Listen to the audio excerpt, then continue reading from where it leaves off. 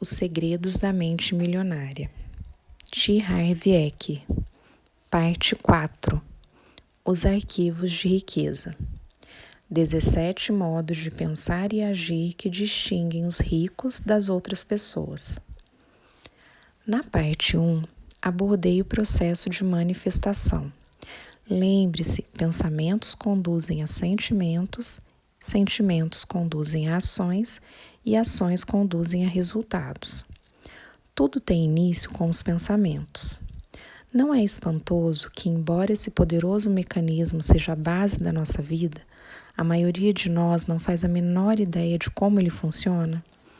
Comece dando uma rápida olhada em como a sua mente trabalha.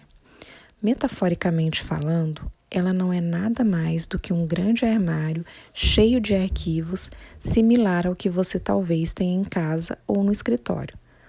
Toda a informação que entra ali é etiquetada e guardada nesses arquivos de fácil acesso para ajudar na sua sobrevivência. Você percebeu? Eu não disse prosperidade, disse sobrevivência. Em cada situação, você recorre a esses arquivos mentais para determinar a sua reação. Digamos, por exemplo, que se trate de uma oportunidade financeira. Você vai automaticamente até os arquivos que têm a etiqueta dinheiro e, com base neles, decide o que fazer. Os seus únicos pensamentos possíveis a respeito desse assunto são aqueles armazenados nessas pastas, ou seja, elas contêm tudo o que está guardado na sua mente sob essa categoria. As suas decisões se fundamentam naquilo que lhe parece lógico, sensato e apropriado naquele momento. Então, você faz o que acredita ser a escolha certa. O problema, no entanto, é que a escolha certa pode não ser uma escolha bem-sucedida. Na verdade, aquilo que faz total sentido para você pode produzir péssimos resultados. Digamos que a minha mulher está no shopping center e vê uma bolsa verde em promoção com 25% de desconto. Ela se dirige imediatamente aos arquivos da sua mente com a pergunta: devo comprar essa bolsa? Numa fração de segundo, eles lhe dão a resposta. Você anda procurando uma bolsa verde para combinar com o sapato que comprou na semana passada. Além disso, esta tem o tamanho ideal. Compre-a. Ela se encaminha para o balcão sentindo-se emocionada, afinal vai comprar a linda bolsa e também orgulhosa, pois a está adquirindo com 25% de desconto. Na mente da minha mulher, essa compra faz total sentido. Ela quer a bolsa, acredita que precisa dela e ainda por cima que aquele é um grande negócio. No entanto, em nenhum momento a sua mente encontrou o seguinte pensamento: é verdade, esta bolsa é muito linda e caramba, é uma verdadeira pechincha, mas como neste momento estou com um débito imenso no cartão de crédito, é melhor eu me segurar. A minha mulher não se deparou com essa informação porque esse dado não está em nenhum arquivo dentro da sua cabeça. A pasta "Quando você estiver devendo, evite comprar" nunca foi armazenada na sua mente, portanto essa opção simplesmente não existe. Percebeu? Se no seu armário só existem arquivos desfavoráveis ao sucesso financeiro, essas serão as suas únicas opções. Escolhas naturais, automáticas e que farão total sentido para você, mas cujo resultado final será um problema muito maior, ou, na melhor das hipóteses, alguma coisa medíocre. Inversamente, se na sua mente há arquivos favoráveis ao sucesso financeiro, você tomará de forma natural e automática decisões que conduzem a ele. Nem precisará refletir sobre o assunto.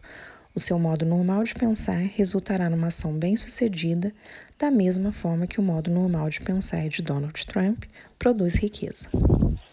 Não seria fantástico se você fosse naturalmente capaz de pensar como os ricos em matéria de dinheiro?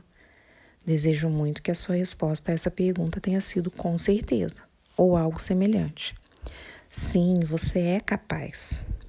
Como disse anteriormente, o primeiro passo para qualquer mudança é a conscientização, isto é, o ponto de partida para pensar da mesma forma que os ricos é saber como eles pensam. As pessoas ricas pensam de um modo muito diferente de quem tem uma mentalidade pobre ou uma visão de classe média. Os seus pensamentos se distinguem em matéria de dinheiro, de riqueza, de si próprias, de outras pessoas e de praticamente todos os aspectos da vida. Nesta parte do livro, vou mostrar algumas dessas diferenças e, para auxiliá-lo no seu recondicionamento, instalarei na sua mente 17 arquivos de riqueza alternativos. Novos arquivos possibilitam novas escolhas. Eles os ajudarão a perceber quando você estiver raciocinando como um indivíduo de mentalidade pobre ou como alguém que tem uma visão de classe média e a mudar conscientemente o seu foco para o modo de pensar das pessoas ricas. Lembre-se, você pode optar por maneiras de pensar favoráveis à sua felicidade e ao seu sucesso e deixar de lado as formas negativas. Antes de começar, quero fazer alguns esclarecimentos. Primeiro, não tenho a menor intenção de menosprezar quem dispõe de poucos recursos financeiros, nem desejo dar a impressão de que não me sensibilizo com a sua situação. Não considero os ricos melhores do que ninguém. Eles apenas têm mais dinheiro. Por outro lado, em alguns casos, para me assegurar de que você captará a mensagem, utilizo exemplos mais incisivos para diferenciar o modo como as pessoas pensam. Segundo, sempre que menciono indivíduos ricos, pessoas que vivem com grandes dificuldades financeiras e indivíduos que têm uma vida apenas satisfatória no que se refere às finanças, estou me referindo unicamente à sua mentalidade, à sua maneira característica de pensar e agir, e não à quantidade de dinheiro que elas têm ou ao seu valor para a sociedade. Terceiro, exponho a questão de maneira generalizada. Sei muito bem que nem todo rico, assim como nem toda pessoa que dispõe de recursos financeiros limitados ou simplesmente satisfatórios, é como apresento em alguns exemplos. Repito, o meu objetivo é destacar as diferenças entre as mentalidades para ter certeza de que você entenderá os princípios e conseguirá utilizá-los. Quarto, de modo geral, menciono com menos frequência a visão de classe média, porque esta costuma ser um híbrido da forma como os ricos pensam e da mentalidade pobre. O meu propósito, insisto, é que você se conscientize do lugar que ocupa na escala e raciocine como os ricos, caso queira ser um deles.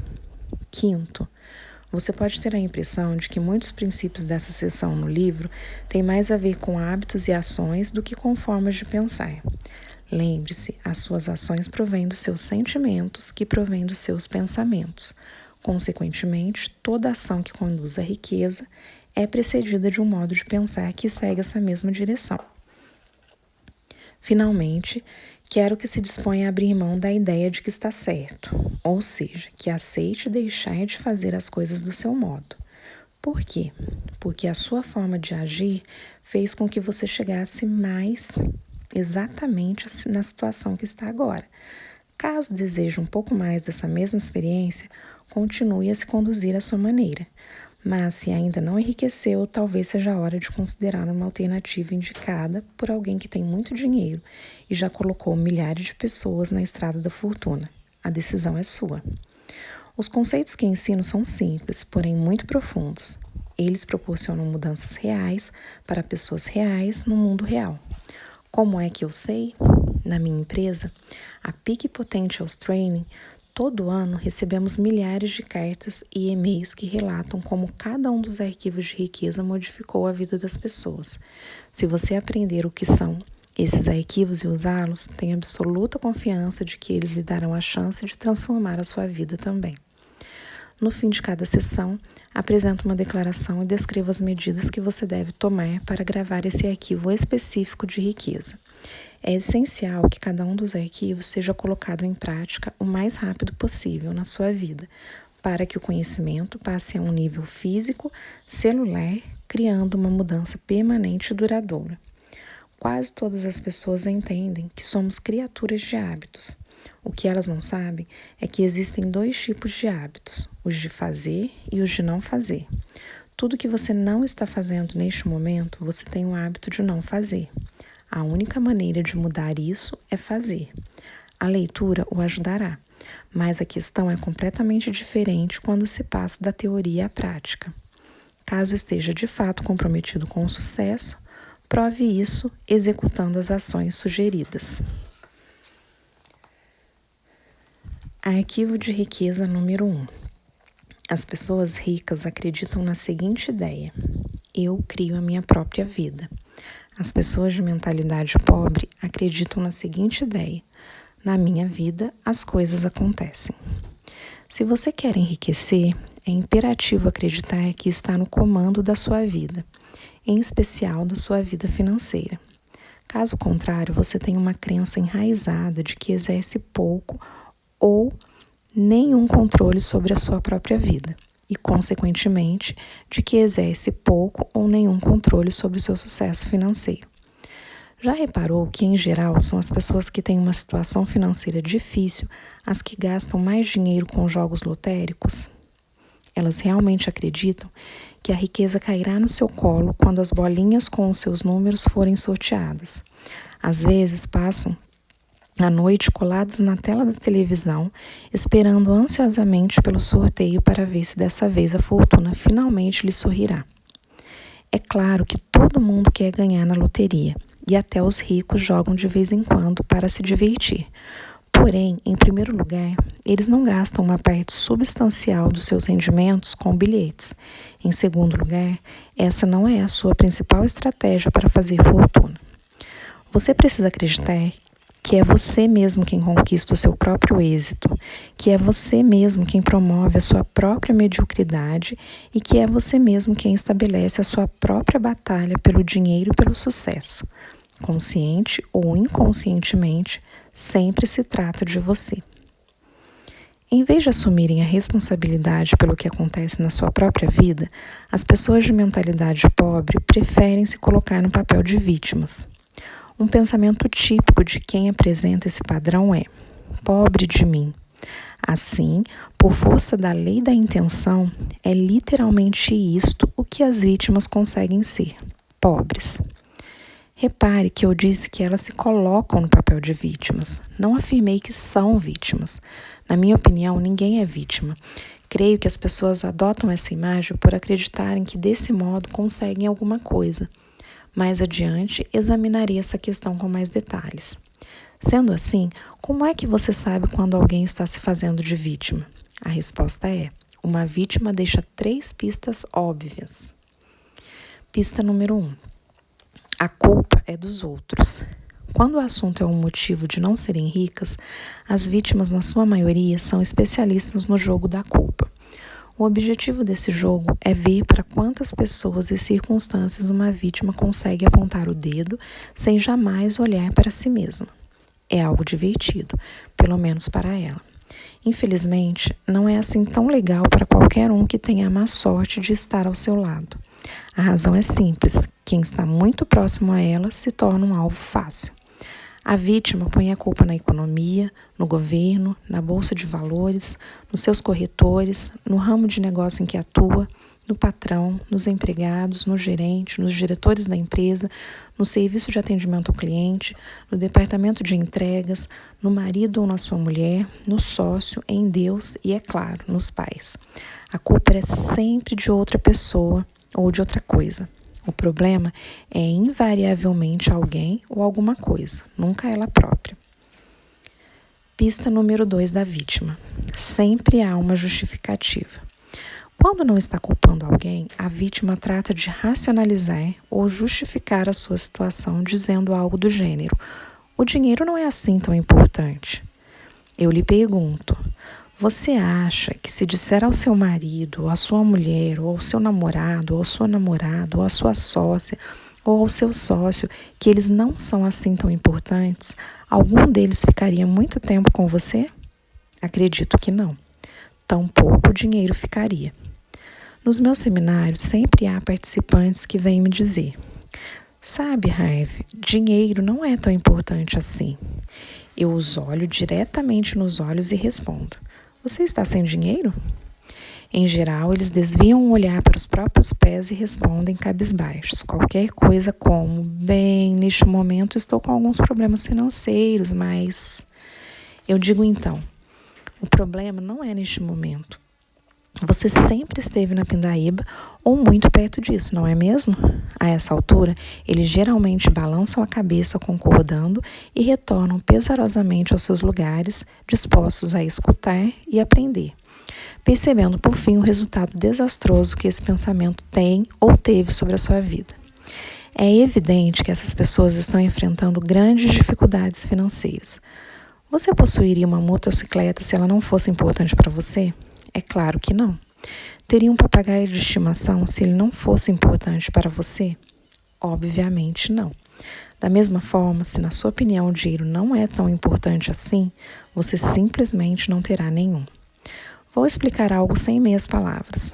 Toda pessoa que diz que dinheiro não é importante, não tem dinheiro nenhum.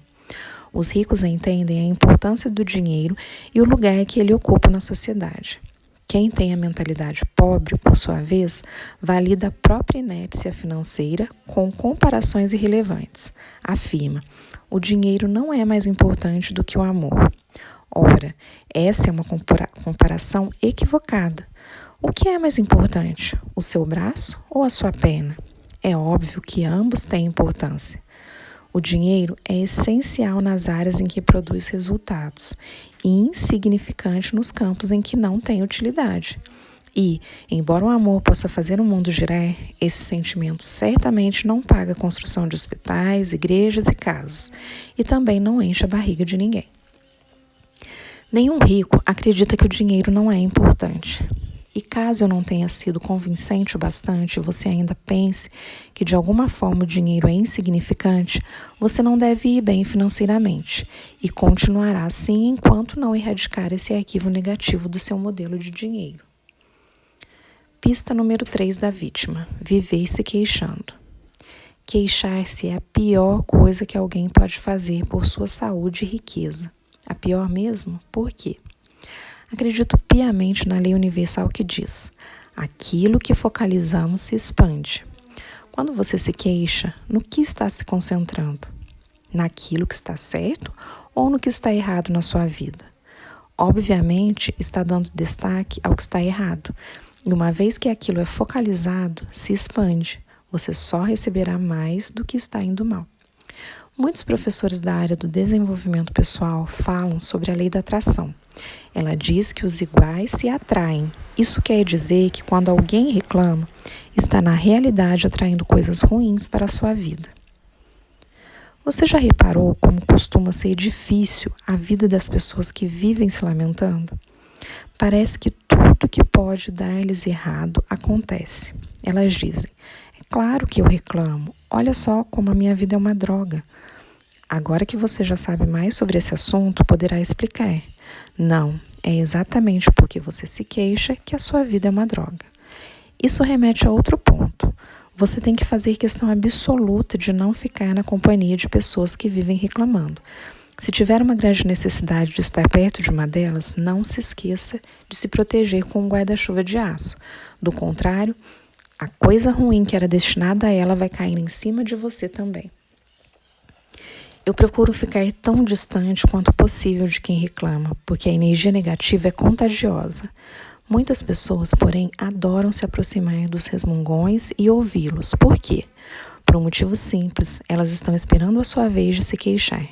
E você acha que isso é horrível? Espere só até ouvir o que aconteceu comigo. Vou lhe passar um dever de casa e prometo que lhe dará uma grande oportunidade de mudar a sua vida. Eu o desafio a não reclamar de nada durante os próximos 7 dias. E não apenas em voz alta, na sua cabeça também. Porém, você terá que fazer isso nos próximos 7 dias inteirinhos. Por quê? Porque durante os primeiros dias, talvez você ainda receba alguma coisa ruim residual do passado. Por isso, pode demorar um pouco para ela se dissipar. Desafiei milhares de pessoas a fazer esse pequeno exercício e fiquei admirado com a quantidade de gente que me disse depois que ele transformou as suas vidas. Garanto que a sua vida também se tornará surpreendente quando você parar de se concentrar nas coisas negativas e de atraí-las, portanto. Se você costuma se lamentar, esqueça por enquanto a ideia de atrair o sucesso. Para a maioria das pessoas, atingir o ponto morto já é um grande começo. A atitude de culpar os outros, justificar-se e queixar-se tem o mesmo efeito das pílulas. Só serve para reduzir o estresse. Alivia a tensão do fracasso.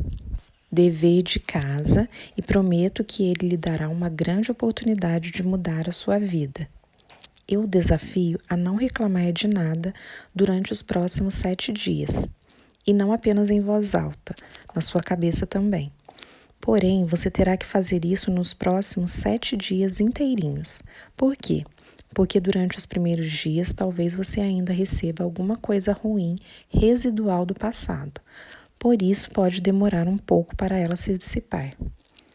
Desafiei milhares de pessoas a fazer esse pequeno exercício e fiquei admirado com a quantidade de gente que me disse depois que ele transformou as suas vidas. Garanto que a sua vida também se tornará surpreendente quando você parar de se concentrar nas coisas negativas e de atraí-las, portanto. Se você costuma se lamentar, esqueça por enquanto a ideia de atrair o sucesso. Para a maioria das pessoas, atingir o ponto morto já é um grande começo. A atitude de culpar os outros, justificar-se e queixar-se tem o mesmo efeito das pílulas. Só serve para reduzir o estresse. Alivia a tensão do fracasso. Pense nisso. Se as pessoas não estivessem sendo mal-sucedidas, justificativa, seria necessário reclamar? A resposta óbvia é não. De hoje em diante, quando você se vir culpando os outros, se justificando ou se queixando, pare imediatamente. Lembre-se de que você está criando a sua vida e atraindo para ela, a todo momento, o sucesso ou algo negativo. É fundamental que escolha cuidadosamente os seus pensamentos e as suas palavras. Agora você está pronto para escutar um dos maiores segredos do mundo. Não existem vítimas verdadeiramente ricas. Entendeu bem? Afinal, quem ouviria suas queixas? Ai, ai, o meu iate está arranhado. Diante disso, qualquer um responderia: e daí? Por outro lado, ser vítima tem as suas recompensas. O que as pessoas ganham se colocando nesse papel? A resposta é atenção. Isso é importante, com toda certeza. De uma forma ou de outra, atenção é tudo que a maioria das pessoas almeja. E o que faz com que elas vivam em busca de atenção é o fato de cometerem um grande erro, o mesmo que quase todos nós já cometemos: confundir atenção com amor. Acredite, é praticamente impossível ser feliz e bem-sucedido quando se está o tempo todo precisando de atenção. Por causa dessa necessidade, quem está sempre querendo agradar para conseguir aprovação costuma ficar à mercê dos outros. A busca por atenção causa mais um problema. A pessoa tende a fazer coisas idiotas para consegui-la. É essencial dissociar a atenção do amor por vários motivos. Primeiro, a pessoa fará mais sucesso. Segundo, será mais feliz. Terceiro, poderá encontrar amor verdadeiro na sua vida. Na maior parte dos casos, aqueles que confundem amor com atenção não se amam no sentido genuinamente espiritual da palavra, e sim, em larga medida, a partir do seu próprio ego, como na frase: eu amo tudo que você faz por mim. Consequentemente, o relacionamento diz respeito apenas ao próprio indivíduo, não a outra pessoa, ou pelo menos as duas. Dissociando a atenção do amor, a pessoa se liberta para amar o outro pelo que ele é e não pelo que ele faz para ela. Como já disse, uma vítima verdadeiramente rica não existe. Assim, para poder continuar nesse papel, quem está em busca de atenção faz questão absoluta de nunca enriquecer de verdade. É hora de decidir. Você pode ser uma vítima ou alguém rico. Jamais as duas coisas ao mesmo tempo. Preste atenção. Toda vez que você culpar alguém, se justificar ou se queixar, estará se degolando em termos financeiros. É hora de resgatar o seu poder e reconhecer que você cria tudo o que existe e o que não existe na sua vida. Observe que você produz a sua riqueza, a sua falta de riqueza e todas as possibilidades que estão no meio do caminho. Declaração: eu mesmo crio meu próprio grau de sucesso financeiro. Eu tenho uma mente milionária. Ações da mente milionária. Toda vez que você se vir culpando alguém, se justificando ou se queixando, passe o dedo indicador na frente da sua garganta no sentido horizontal para se lembrar de que esse comportamento pode vir a causar a sua degola financeira. Embora esse gesto pareça rude, ele não é pior do que o mal que você faz a si próprio ao responsabilizar as pessoas, se justificar e reclamar, e o ajudará a se livrar desses hábitos destrutivos. 2. Faça um controle. Ao final de cada dia, liste por escrito um fato que tenha sido positivo e outro que tenha sido negativo. Depois, escreva a resposta para a seguinte pergunta: como eu criei cada uma dessas situações? Se houver outras pessoas envolvidas, responda: qual foi o meu papel na criação de cada uma dessas situações? Esse exercício manterá responsável por sua vida e consciente das estratégias que estão funcionando a seu favor e das que estão contra você.